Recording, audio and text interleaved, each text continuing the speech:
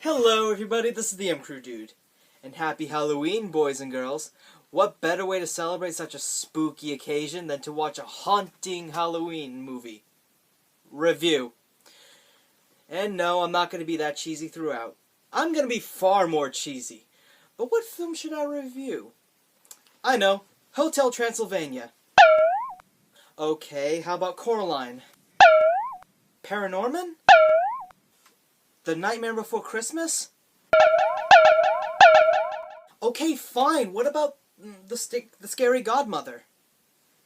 Really? YouTube, we're okay? Yeah, because a lot of people know about the Scary Godmother. Okay, so this film was based on a series of books and comic books by Jill Thompson, and has gained a fairly good fan following, so it only seemed necessary to make a movie based off of it. Will it raise our Halloween spirits, or just be dead on arrival? Let's take a look. After the credits pop in like they're about to have a seizure, we see a group of kids meeting in front of a haunted house. Happy Halloween, Katie. You got a nice costume. You're late. I'm sitting alone in a cemetery and you... Daryl, are you a piece of candy? Yeah, cool, huh? I figure when people see me, I'll make the candy they give out look small. So they'll overcompensate by giving us more. Smart, huh? Now I don't feel so bad about wanting to be a candy bag when I was little, because clearly that was smart compared to this. Sweet ride. What are you supposed to be? I'm a baseball player in his SUV. It's loaded with all the options, including anti-lock brakes and an atomic-powered laser cannon. Awesome. Ian Kennedy ain't got nothing on you. Yes, I finally made a baseball joke. Can I stop trying so hard now? Their friend Jimmy arrives late because he had to bring his little cousin Hannah along. Of course, Jimmy is a total jerk who treats Hannah like a useless baby, and cares even less of her since she is still very scared of monsters, or at least the mere mentioning of them. Don't worry, Pumpkin. Daryl will protect you from the monsters. Monsters! Monsters!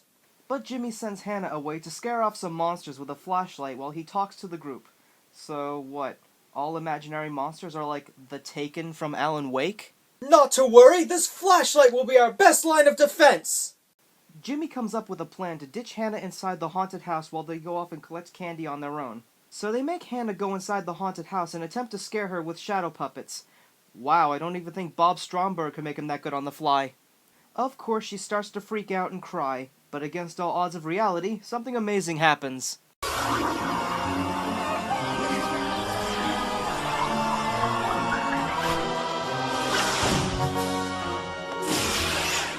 Well, where was my scary godmother? I was a total wuss as a kid. I must know. So the friendly witch kidnaps Hannah, I guess, and takes her back to her realm, which looks like a cel-shaded version of Gallowmere from Medieval, and they go back to her house where they're about to have a party. Remember, kids, if a green person approaches you with the promises of meeting monsters and sweet treats, it's okay. We are quickly introduced to a new character named Scully. He's a fun-loving, flamboyant skeleton, and I totally would make a gay joke about this, but that's below me. And besides, the movie already does it for me. This is Mr. Pettibone. He's our official skeleton in the closet. Well, it's a pleasure to meet you, Miss Hannah. Does everyone have a skeleton in their closet? Almost everyone, little miss. Meanwhile, Jimmy and his friends are stuck back waiting for Hannah to appear, and rather than doing something sensible like going inside to see if she didn't get hurt or anything, they decide to stand around and wait.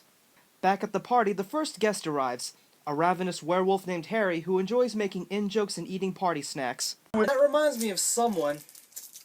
Can't really think of who, though. Following that, a family of vampires arrives. Their son Orson can't decide whether he wants to keep his accent or not, but also becomes excited to meet Hannah and asks a bunch of silly questions. Don't you go to school? I go to school. Sacred Heart. Sounds tasty. But you go during the day. So? How can you see with all that sunlight in your eyes? I can't see in the dark. You can't? It's his first real human. Cute. They pretty much just stand around and talk to each other for a little bit before the real party animals arrive. And speaking of which... Hey! You starting a party without me? Oh crap, you can't have a party without a Fat Albert impersonator! Actually, no, it's a giant monster named Bugaboo. Hannah gets scared of him. Oh god, if we're gonna have a big stupid chase scene like this, we're gonna do it right.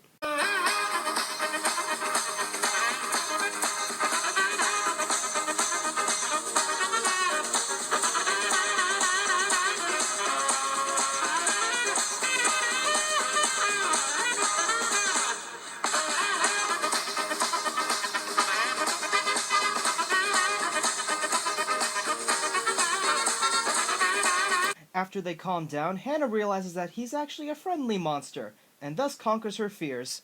The party officially begins, and by all outward appearances, I don't know if it's one I want to be invited to.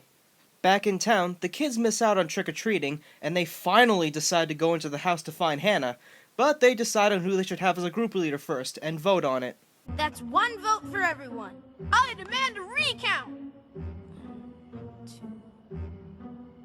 That's still one vote for everyone. Recount! That's one vote for everyone. Call the matter to a vote. Raise your hand if you would like to bring the juice boxes. And let's count. No one can count. We're deadlocked again. I demand a recount. As I said, no one counted right the first time. Well, I don't know how to count right the first time. How do you count? I don't know. Let's call Carl. Who wants to vote on who to go over to Carl's house and get Carl? Okay, we're deadlocked again. We'll do rock, paper, scissors. Ready? Go! All rock, no winner. Look, wise guys, nobody is gonna win if we all do rock. Is that clear? Ready? Go! Ha! Rock beats scissors, scissors, scissors! I'm still the leader, and I rule no more voting. We are not establishing a democracy in this house! This is a dictatorship, and I rule with an iron. As for the next couple of minutes, it pretty much feels like a party and all of the idle chatter that goes along with it. They even decide to order pizza since Harry had already eaten all of the party snacks. And as it just so happens, Hannah and Bugaboo like the same kind of pizza. Hashtag friends for life. Harry inadvertently orders $200 worth of pizza and the others get a little too fed up with him. After that problem gets resolved, they continue to enjoy themselves and eat pizza. Bugaboo explains to Hannah that the monster stereotypes that Jimmy told her were false, even though he scares him every other week as part of his job. Hannah gets an idea from this and brings her new friends back home to give Jimmy and the others a good scare, sending them running in terror. Thank you, everybody. Bye, Hannah. Bye, Orson. Scary Godmother gives Hannah a magic key to her realm for her to visit, and the big kids become nice from now on. Or do they? Well, that was Scary Godmother Halloween Spooktacular.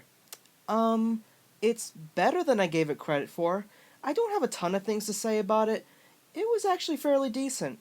While the animation looks a little gross and unpolished on the human characters, the rest of it is not so bad. It's flawed, yes, but the characters are likable, and most of the jokes are actually pretty good.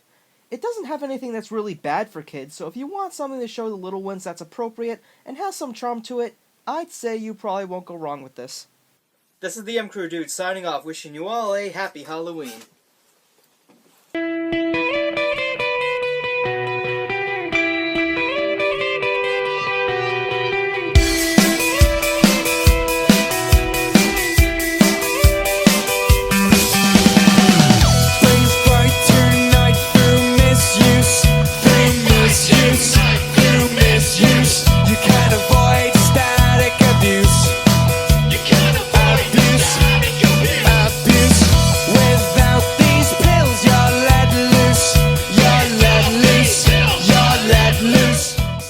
So other than that, Mrs. Lincoln, how did you enjoy the show?